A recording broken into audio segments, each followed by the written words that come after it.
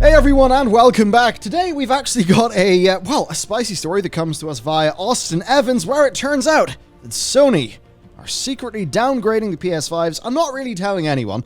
Now, there are reasons for this, and overall, it's a very interesting situation, actually. One that even might touch on the commodity market. So, to get into this, right? Austin Evans is a technology YouTuber, and it's essentially been discovered that the new PS5 is worse than the original.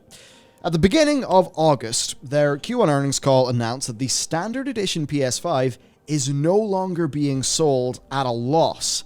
Now that's pretty big because usually it seems like it does take a decent bit longer to actually get these devices being sold at a profit, as they're usually sold as loss leaders at the start of the product life cycle. So that is quite interesting that it is happening so soon. Now, there could be many reasons why. I'd say that generally it's surprising given that there is a silicon shortage and all of that. I would have thought that would drive component prices up. But there is another angle here. So the new PlayStation 5 revision, which is currently available in Japan and Australia, and of course likely would be rolled out to the rest of the world, has got only one substantial change. And that is that the heatsink in this new version of the PS5 is significantly smaller, so much so that the console weighs about 300 grams less. Now, these things are often made of copper. And if you, like say, me and Matt, have taken a bunch of scrap metal to the local metal dealer with your father at the back of a trailer, you'll know that copper really is the pricey one, right? More so than a bunch of aluminium or something. So, perhaps the copper's involved, but to go to Austin's testing, so according to his brief testing, this new revision exhausts heat at about 3 to 5 degrees Celsius hotter than the original. Now, this technically could be an okay thing, provided that the heat is still being taken away from the chip and the heatsink fast enough. But of course, your conventional wisdom would be that the larger the heatsink is, the more heat the heatsink can store. And that would mean that you'd have more of an overhead there, which I guess would mean that the delta between the heatsink and between the chip would be larger, therefore greater facilitating the transfer of heat across the two, which is what we want, so our CPUs don't go and get fried. Now, obviously, you're not in a situation where your new PS5, if you're an Aussie or in Japan now, it's not going to be fried, right? It's not like that, obviously.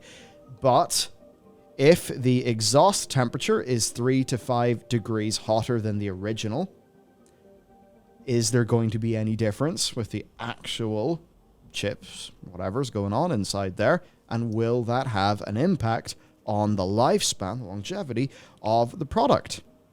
Well, we don't know right now because that time hasn't passed. But I think, though, as you rightly point out in our document here, Matt, we should have a think.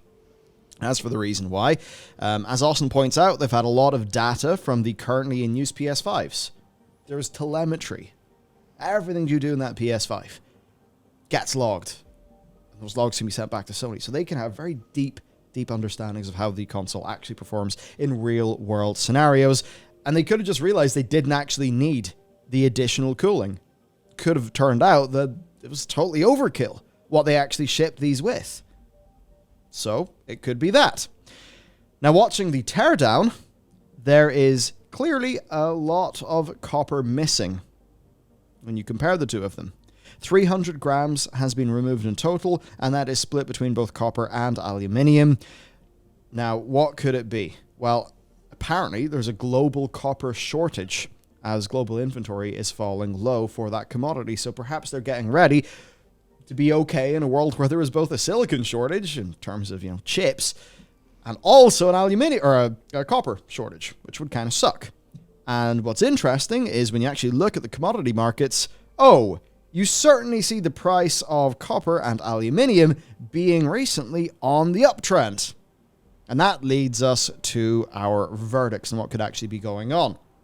So, thing one, Sony might have felt they went overboard with the cooling of the launch PS5. Maybe thought it's time to dial it down. They don't need to put that extra expense in when it's not really that good for the customer anyway. And perhaps they believe that there won't be a long-term longevity hit or performance hit. Which, I think objectively there will. It's just, would it be so negligible no one would ever notice? And don't know. We need to do the testing and have time, pass. Factor 2 then, Sony may have decided to cut the cooling purely to save on costs to help them get a bit more towards profitability. Of course, when you're in a situation where you're selling millions and millions of consoles, yeah, all those little changes do actually factor in. Factor 3 then is that they've been struggling to acquire the amount of copper and aluminium that they need, and that this revision helps them with production issues. But overall, it does mean they've quietly released a new version of the PS5, a new revision of it, that is objectively worse, but in a way where a consumer will not notice. So then the thing is that now the consumers are becoming more aware of this via, I think, Austin helping to blow the lid on it. Are they going to be pissed? That's essentially the question. What do you think? I think consumers should have the right to be pissed, mostly because this is, now I'm not completely sure in my history, but this is almost certainly one of the first times a revision has occurred in a console, and it's worse. Yeah, I mean, Xbox 360, Red Ring of Death, multiple revisions. The PS3, well, it did have a revision. Did it not have a revision that axed the native PS2? Yes, that was actually, I can't remember if that shipped in the US, but I remember I was lucky because I got one of the launch PS3s in Europe. That was very expensive. Very loud. Very expensive, very loud. Honestly, wasn't a great revision overall, but it had the Emotion Engine actually wired on the board because they wanted to have, in a very un-Sony move compared to now, they wanted to have backwards compatibility. So they made sure the Emotion Engine, literally just the CPU from the PS2, was also there. Yeah. Because they needed it. But then they cut that because that was costing them an extra... Now, it's been years since I've looked at this, but I think $15 per unit. That is quite a bit. Yeah. And this cost cutting, I mean, one example of that, the PS4. And this is not to pick on Sony. This is purely just that I remember being shocked at downloading The Last of Us Part 2 for review and seeing how slow it was versus my internet. But the Wi-Fi card on the PS4s, not great. Never has been. Yeah. I remember that being in fairness, a problem. it could have been the same for the Xbox One. I wouldn't know because I basically didn't use mine after Halo 5 came out. Good move. Yeah, no, I think that they've actually usually been worse on Wi-Fi cards than what you would expect. But I mean, you'll find the same in like laptops, where if you go for like a 300 quid laptop, you'll find it, suffers drastically compared to something with a substantially better Wi-Fi card. But that's the kind of thing you can just save a little bit of money on, but over time it makes a lot of difference. That's one of those things, I know this is slightly off topic, but whenever people are speccing out computers or looking at off-the-shelf laptops, it's very easy to just do a spec comparison of the spec sheet. But there's a lot of other factors that get bundled in with that price that you don't see at a glance, such as the Wi-Fi card not being useless. Yeah, I mean, that's actually one of the things in this. They, I believe Austin and, I can't remember the other fella who's a Sony heavy YouTuber. They were covering it and they compared the two actual Wi-Fi chips, and I think they were the same serial number, but the antenna were wired differently. So there could be an improvement there. Because that's what you're going to want to do with revisions. You're going to want to make improvements where you can, but also maybe cut a bit of cost. It's also a thing where I would need to look at how it's designed. And I know they said there's a fairly substantial PS5 redesign coming in the next 2 years, I think. Wow. Yeah, that was based on, I think that was rumors from, I want to say a Taiwanese factory or something like that, but there's some rumors that they are working on a substantial redesign and not just a revision. So that'll be interesting to see. I guess a non-Detroit become human-looking PS5? Yeah. That's interesting. Yeah, because that's the thing. Because the size of it, I believe they've said or they've hinted towards it being because they needed the cooling. They needed all that cooling for it. That's why it's so big. That's why it's so chunky. That's why the shape of it is. And then you think, well, if they've cut down... Because I know it was one specific part of the heatsink that was like straight out. Austin could fit his finger in where he couldn't on the old revision because he just removed they removed that much heatsink. And then you think off the other stuff, could they have saved on size? Could it be a smaller unit? But obviously they didn't want to redesign everything. Yeah. So it's interesting. Thinking about this, I even think about the whole trials and tribulations of people who have worked on MacBook Pros. and been thinking about heating solutions for the longest time. There's lots of different ways to tackle the heat problem. What a heatsink does is, provide a place for the heat to go. Then you remove the heat from the heatsink with whatever your cooling solution is. Now, there's lots of different ways. You can get away with a smaller heatsink if you have a more aggressive fan curve. So it's the sort of thing with the PS5 where perhaps in the earlier days when they were working on what would become the launch unit, they had a different setup with a fan curve. Some sort of different factors. And now through that combination of hardware and software, they've got in a better state. I always remember one of the MacBook Pros that came out, and it was the one I think Dave 2D stuck his in the freezer or the fridge. And I literally did that because I was rendering a video while we were all at EGX for, that cancelled game project. And it operated faster there. Quite soon after that, via software update, Apple greatly increased the whole situation in terms of performance. A lot of this can be done in software as well, and I have to wonder if Sony are updating their fan curves on this new SKU, doing anything like that to make up the difference here. I mean, it's possible that you've got firmware coming through that'll change that. Yeah. Firmware could have different fan curves based on the revision because that'll be there in software, or that information will be available in software, but if so, that's important for usability. Yeah. People care about noise. The counter is that hasn't been done yet if they are going to do it. Yes. Because true. Austin measured the fans under same circumstances. They were beside each other in a room. I think it was the Astro's Playroom, was being played, which maybe not the most taxing, but it is, it's there on both consoles at launch. And the noise from both fans was basically identical. Yeah. But basically the new PS5 was just more comfortable running hotter. I guess that's the thing. Will there be a future firmware update that does anything with the fan curve, or is this legit just a situation where the actual CPU temperature is fine? We've seen multiple examples. I forget what it was the most recently, but I know there was a minor little kerfuffle in tech YouTube anyway, where some group who were not super big specialists, and they were measuring exhaust heat, not really understanding the difference between, perhaps understanding, but not fully grasping the implications of the difference between what's actually going on inside and the exhaust heat. So I suppose it's quite hard to know without having really in-depth data on the CPU and GPU temperatures of the machine. Yeah, that's the thing where, like, from a pure perspective of, will this console be worse right now? Likely not. Yeah, but I'd say so. The thing that people are most concerned about looking forward and kind of looking backward at the same time is it's Sony. Like, when's the last time they released a console that didn't have heat issues in early revisions? I think maybe the PS2. Because I know the PS3 ran exceedingly hot at times. I know the PS4 is a nightmare. I know mine's deformed at the side because of heat. What? Yeah. There's a little bit of plastic that bulged out over time. I only ever had a PS4 Pro, so I assume they patched up some of their issues with that one. Yeah, I have the launch PS3 from Europe. Sorry, PS4 from Europe, and it just, it was extremely loud, extremely hot, performance issues. But that's the thing where, maybe they did the correct work on the launch unit and are cutting costs and going, we'll see what happens, because you have to remember that, even though games do look great already, you've already got Ratchet and Clank looking fantastic. You've got all the PS5 updates of, PS4 games running hotter. You've got Miles Morales running. That's the very start of a generation.